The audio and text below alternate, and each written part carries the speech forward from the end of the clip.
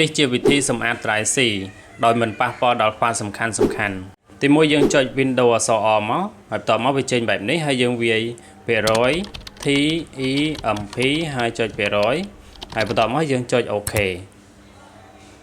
រួចបន្ទាប់មកយើងនឹងឃើញ file ទាំងអស់នេះអញ្ចឹង file ទាំងអស់នេះយើងអាចលុបបាន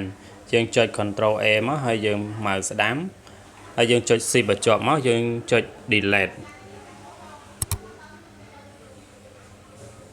បន្ទាប់មកយើងចុច Yes មកហើយយើងចុច Continue ទៀតបើយើង Tick មកហើយយើង Skip វាអស់ទៅ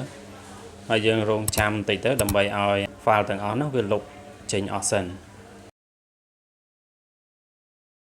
បន្ទាប់ពីវាលុបអស់ហើយយើងបិទផ្ទាំងនឹងសិនមករួចហើយចូលចំណុចទី2យើងចុច Windows អក្សរ A ហើយយើងវាយពាក្យថា TEMP ហើយបន្ទាប់មកយើងចុច OK ហើយបន្ទាប់មកយើងចុច Continue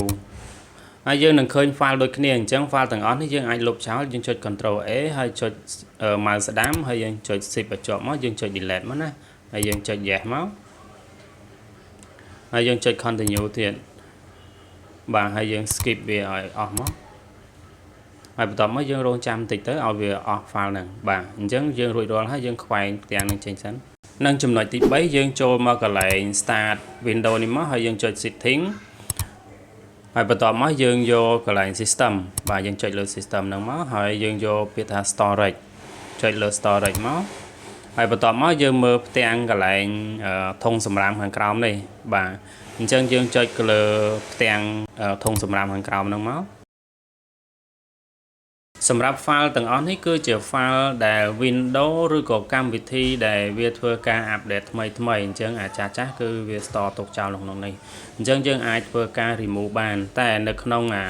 file download នេះគឺជា file ដែលយើង download រូបភាពឬក៏វីដេអូរបស់យើងឬក៏ឯកសារដែលសំខាន់បើសិនជាយើងអត់ចង់ remove ទេយើងកុំ tick វាអីយើងទុកវានឹងទៅហើយយើង remove តាមផ្សេងទៅ